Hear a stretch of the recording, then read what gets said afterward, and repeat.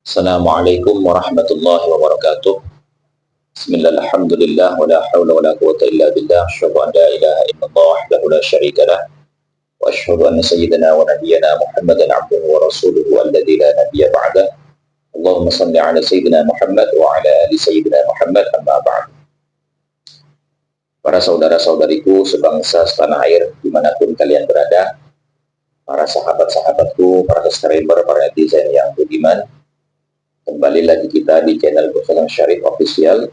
Semoga kita semua senantiasa berada dalam keadaan sehat jasmani dan rohani kita, dilancarkan segala urusan kita, dimudahkan rezeki kita, dan diberkahi hidup kita fid dunya wa dunya wal akhirah. Pada kesempatan kali ini kita akan memutarkan sebuah video yang saya re-upload dari channel YouTube Cokro TV, di mana ini menjadi salah satu bukti ya bahwasanya adanya polemik nasab yang bergulir selama hampir kurang lebih setahun ini bisa meredam sikap arogansi dari para habaib yang kita sama-sama lihat beberapa tahun terakhir ini, sejak tahun 2012 kurang lebih sampai tahun 2023. Sehingga di dalam video berikut yang akan kita tampilkan dan kita simak bersama-sama, itu memperlihatkan seorang sosok Habib Rizik, imamnya para habaib ini. Itu beliau sudah tidak terlalu keras di dalam memaksakan hasil daripada ijtima ulamanya. Artinya tidak memaksa, tidak mengancam, bahkan tidak mendoakan keburukan bagi orang yang tidak mengikuti kemauannya. Tetapi lebih jelasnya kita tonton bersama-sama salah satu bukti hikmah dan manfaat daripada adanya polemik nasab ini.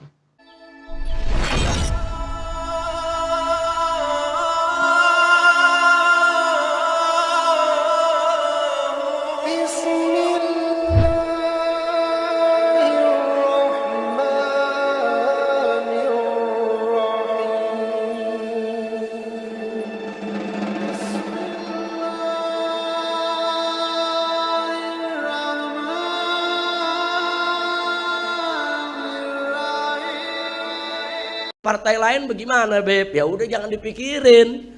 Mikirin yang 4 aja pusing. Iya, Bu. Kira-kira jelas gak, Bu? Jangan saling, kalau umpamanya ibu tetap punya pilihan nurani, enggak. Saya enggak cocok dengan yang 4. Saya tetap mau pilih partai lain. Itu hak ibu. Enggak boleh ada yang maksa ibu. Enggak boleh ada orang mencaci maki ibu. Enggak boleh. Wah, kamu ini enggak betul. Kamu ini sesat. Kamu ini kafir. Karena kamu sudah milih partai yang tidak didukung oleh ijtima ulama. Enggak boleh. Karena urusan pemilu ini urusan furu, bukan urusan usul. Ini bukan urusan usuluddin, ini urusan furu'uddin. Bisa jadi kita berbeda. Mungkin orang punya pandangan berbeda, makanya jangan kaget. Di pasangan lain kan ada kiai juga. Di pasangan lain kan ada habib juga. Di pasangan lain kan ada santri juga. Jadi jangan saling mengkafirkan. Nah, ibu-ibu di sini nih, kalau ada enggak habib, kalau saya mau ke 02 atau saya mau ke 03, itu hak ibu. Enggak boleh saya paksa, ibu awas. Ibu kalau milih ke sana, ibu kualat. Wah, ibu kalau milih ke sana, enggak. Calonnya semuanya muslim. Saya enggak perlu terlalu banyak komentar dengan semua calon. Ibu punya hak untuk pilih siapa saja.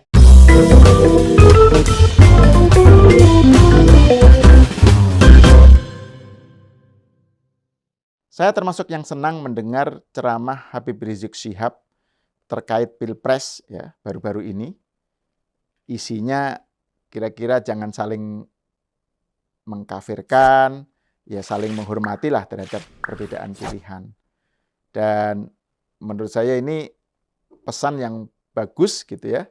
Dan argumennya juga menarik gitu. Yang pertama bahwa Pilpres atau pemilu dan politik secara umum itu adalah soal furu, soal cabang, bukan soal usuluddin, bukan soal pokok agama gitu. Itu yang pertama. Yang kedua yang kedua ini saya akan membahas lebih jauh nanti ya. Yang kedua ini bahwa semua paslon itu Muslim dan masing-masing kubu itu ada habibnya, ada kiainya, ada santrinya. Jadi ya udah saling menghormati aja gitu. Jangan saling mengkafirkan. Nah, apakah dengan begitu sekarang Habib Rizik sudah melunak dan berubah gitu ya? Ini terlalu dini untuk menyimpulkan gitu. Tapi yang jelas memang kontrasnya itu kelihatan kalau kita bandingkan dengan penampilan Habib Rizik beberapa tahun lalu lah ya, misalnya pas saat dia datang dari Saudi yang kemudian ceramah tentang dengan nada yang sangat provokatif ya, tentang bahwa kalau ada penista agama atau penista nabi, penghina nabi tidak diproses, maka akan dipenggal, maka ya boleh-boleh saja kalau dipenggal kepalanya gitu. Jangan salahkan kalau dipenggal kepalanya. Ini lihat aja videonya ini. Kepada pemerintah, khususnya kepolisian, kita kasih tahu kalau nggak mau terjadi peristiwa seperti di Perancis, penghina Nabi dipenggal, saudara. Nah tolong, kalau ada laporan penista agama, proses dong. Betul? Yang menghina Nabi, menghina Islam, menghina ulama, proses, betul? Kalau tidak diproses, jangan salahkan umat Islam kalau besok kepalanya ditemukan di jalanan, saudara. Takbir!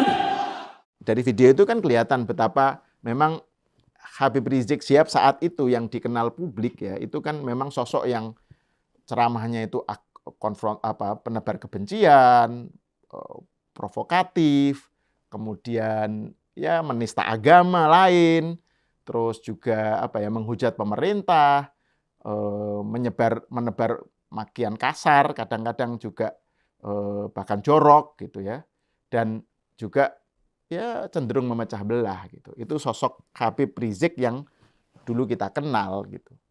Tiba-tiba sekarang menjadi lunak dan adem gitu. Ya memang kalau bisa aja sih ada terjadi perubahan ya antara orang yang tadinya itu fundamentalis menjadi moderat gitu. Misalnya ya almarhum Buya Syafi'i Ma'arif. Buya Syafi'i itu waktu muda itu fundamentalis gitu. Tapi semakin bertambah usia dan semakin beliau mempelajari Islam setelah menjadi doktor, kemudian mempelajari banyak hal gitu, Buya Syafi'i menjadi moderat, progresif, dan semakin tua itu semakin progresif gitu loh. Keislamannya itu semakin inklusif, terbuka, dan progresif. Ya kalau Habib Rizik saya nggak tahu apakah ini memang betul-betul terjadi perubahan atau semata-mata ini hanya taktis saja.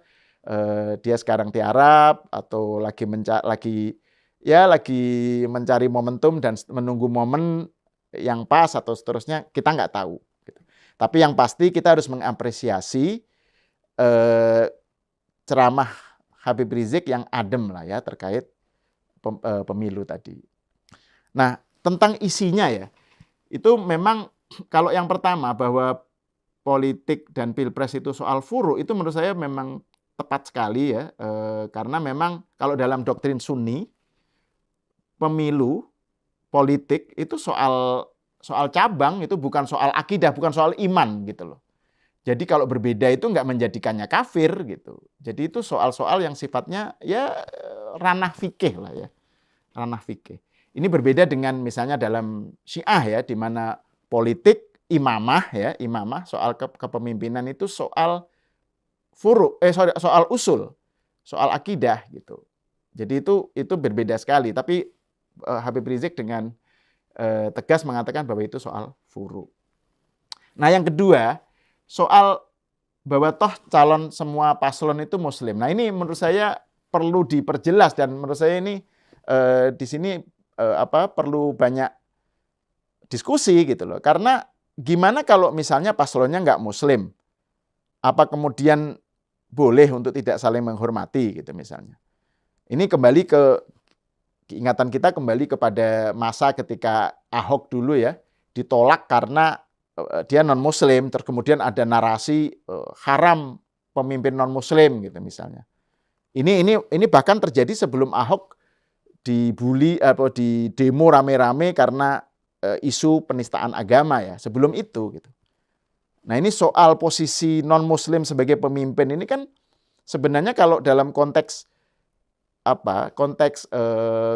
kemodernan, demokrasi yang modern itu kan nggak ada masalah gitu. Dan misalnya di kalangan NU, di kalangan ulama-ulama NU sudah menyepakati bahwa status orang orang non-muslim itu nggak bisa lagi disebut sebagai dhimmi yang kemudian tidak boleh menjadi pemimpin, tetapi sebagai warga negara. Jadi fikih warga negara itu sudah dirumuskan oleh NU ya, oleh PBNU dengan argumen bahwa ya konteksnya sekarang berubah, bukan lagi khilafah. Sekarang ini demokrasi modern. Siapapun berhak untuk menjadi pemimpin, termasuk non-muslim, haknya sama gitu. Jadi ini kalau memang tadi yang disebut Habib Rizik bahwa ya toh semua paslon muslim. Nah, kalau nggak muslim gimana? Kalau memakai patokan fikih kewarganegaraan, ya non-muslim kalau jadi paslon dan terpilih sebagai pemimpin ya harus dihormati juga gitu loh. Jadi nggak ada yang harus dibeda-bedakan, nggak boleh ada diskriminasi gitu. Ya tapi itu kan topik tersendiri lah ya. Tapi menurut saya tetap apapun saya kira pernyataan atau seruan Habib Rizik untuk saling menghormati dan tidak mengkafirkan terkait dengan politik dan pilpres itu menurut saya patut diapresiasi. Sekian dari saya. Kita bertemu lagi di episode selanjutnya. Demikian ya teman-teman, sama-sama telah kita menyimak, melihat, dan mendengar video yang saya re-upload dari channel Cokro TV. Mudah-mudahan bisa mencerahkan dan juga kita bisa memahami bahwasanya Allah mendatangkan polemik nasab ini ya salah satu hikmahnya adalah untuk meredam arogansi oknum-oknum para habaib yang memang sangat mengganggu sekali gitu kan, untuk menjaga stabilitas keamanan dan kenyamanan berbangsa dan bernegara.